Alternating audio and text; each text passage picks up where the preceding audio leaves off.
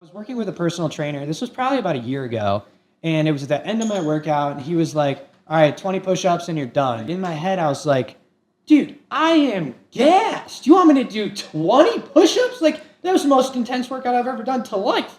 And so I started doing them. And then he said, come on, failure is the goal. And oh, so such a good trainer. He didn't say it with a lot of conviction, but I was in, like we were talking about earlier, this like massive state of burnout. Part of the reason I had gotten into personal training was to like build more physical strength so I could get more mental strength. Yeah. Welcome, everyone. We are here in Tabernash, Colorado, up in the Rocky Mountains. This is the ADHD Adulting Fireside Chat, which is a unique opportunity for everyday ADHD adults to connect, share advice, and learn from one another how to thrive with this condition. Tonight's topic, New Year, New You, resolutions, routines, and relapse.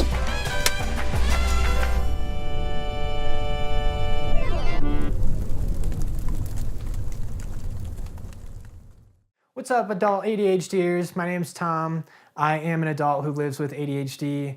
For me, that looks like a bunch of different things, depending on what day of the week it is and how much energy I have. I was first diagnosed, I want to say my sophomore year of high school, but I had been asking my mom actually to get tested for ADHD for a while, probably the last 2 years of school.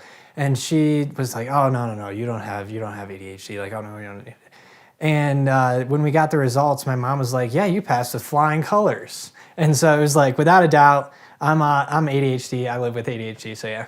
What does radically accepting your ADHD look like for you? What it means to me is understanding who I am and how I relate to myself. I need like 10,000 ways to like connect with myself, and that's okay.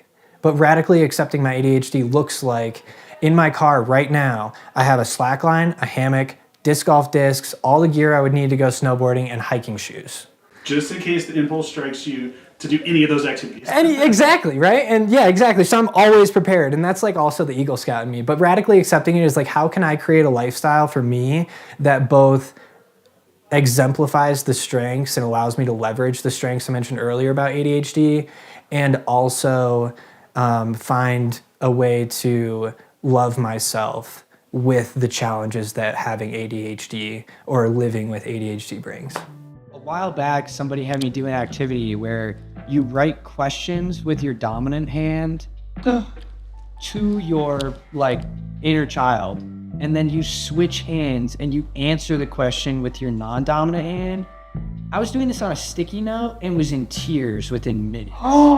It was one of the, like, I get emotional just thinking about it, but like for everybody at home, go grab a pen, just be like, hey, Because it looks like child handwriting Yeah. immediately. Yes. You see, it's because it's all janky. I'm gonna do this so soon. About this last night, and we were like, I'm so doing that, but I'm going until I get home. And I'm gonna start crying as I start to write the phrase. It's gonna be like, oh oh my god. Like, later, and I'm like, Yeah.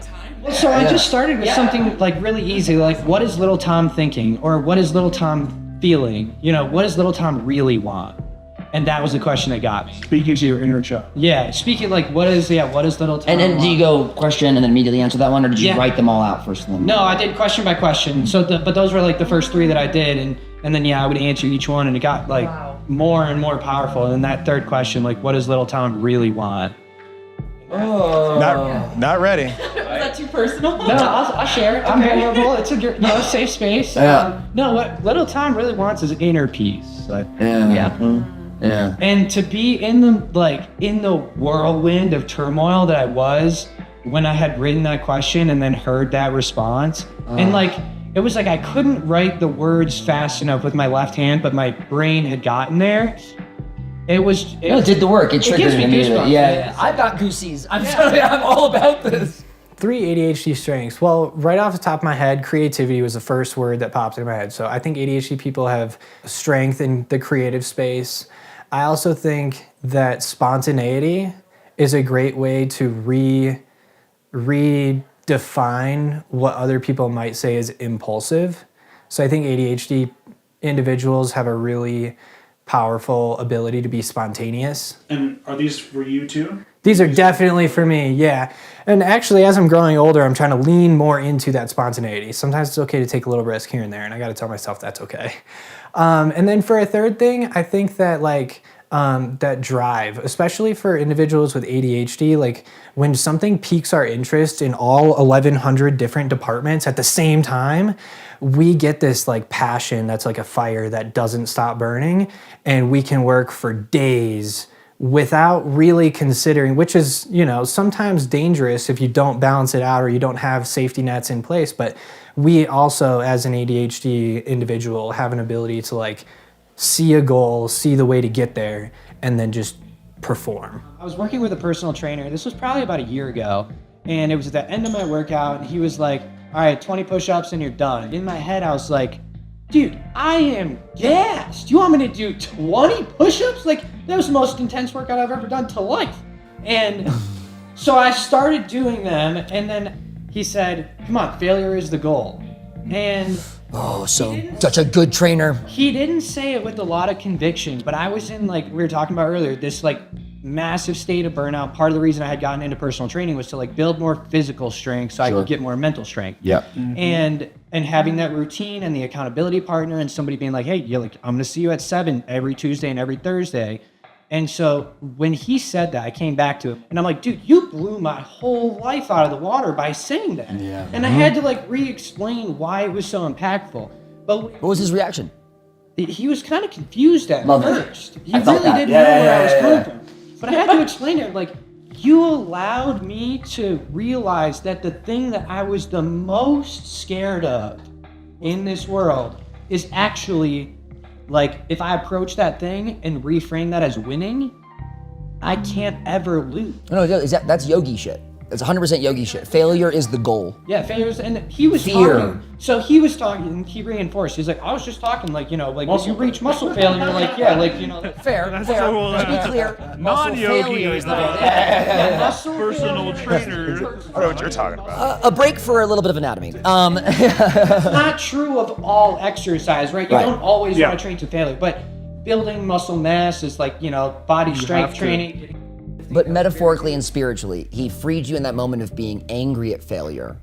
He immediately inverted it and said, no, embrace failure. Embrace discomfort. Towards it. Yeah. He said, this is the point you're trying to get to. Yeah.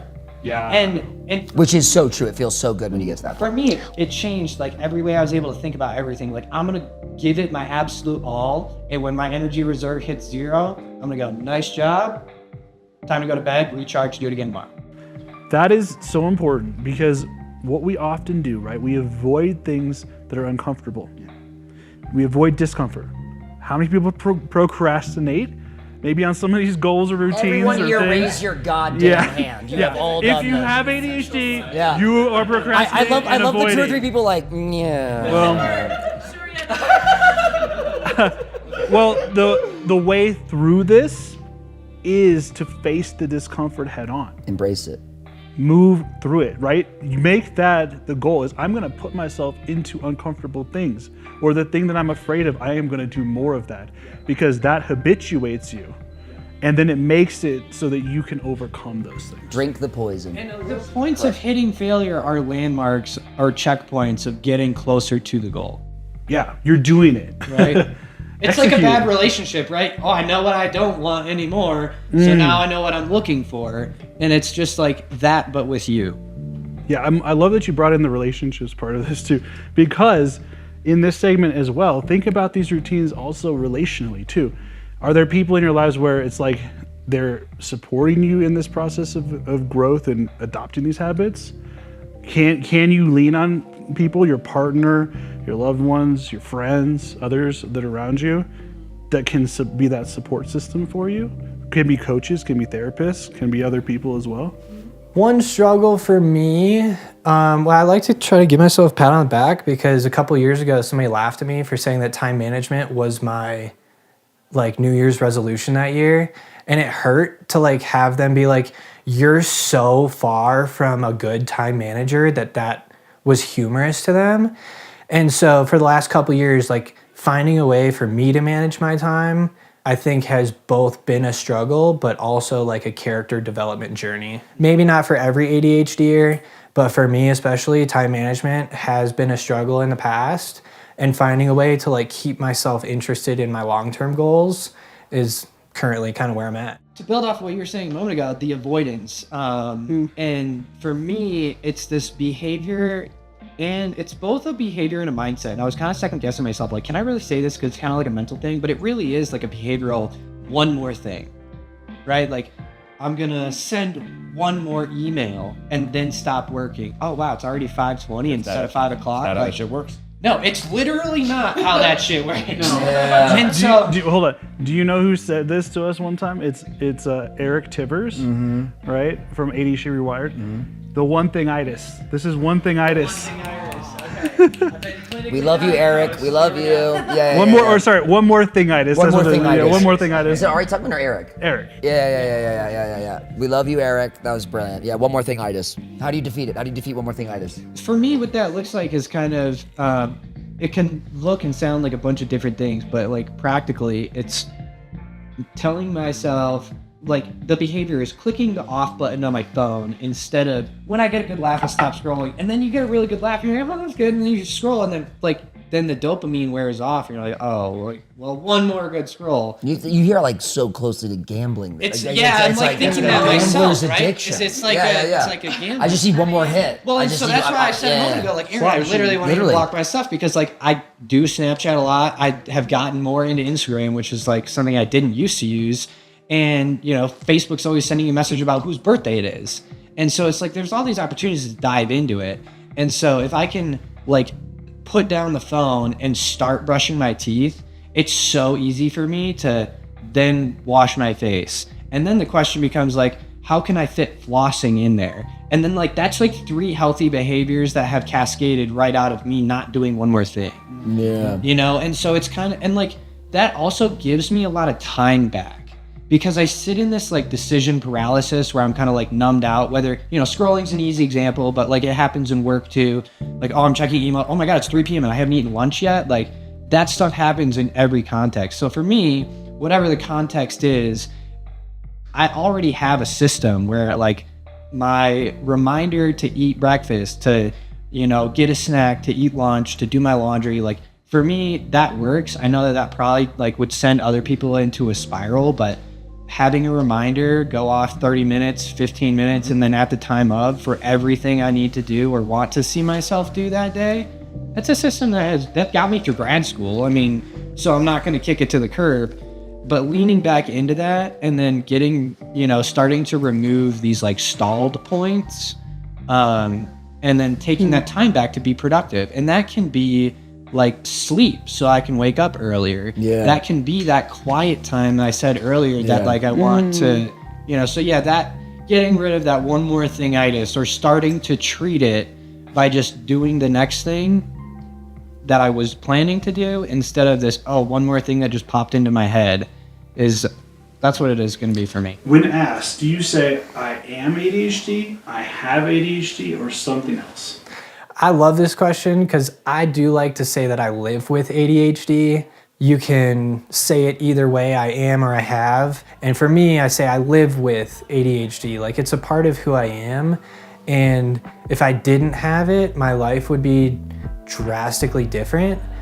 It gives me both encouragement and motivation, and it gives me a new perspective to look at different challenges or struggles that I go through. So I live with ADHD. It's a journey. It's kind of like mountain climbing, up and down. Yeah.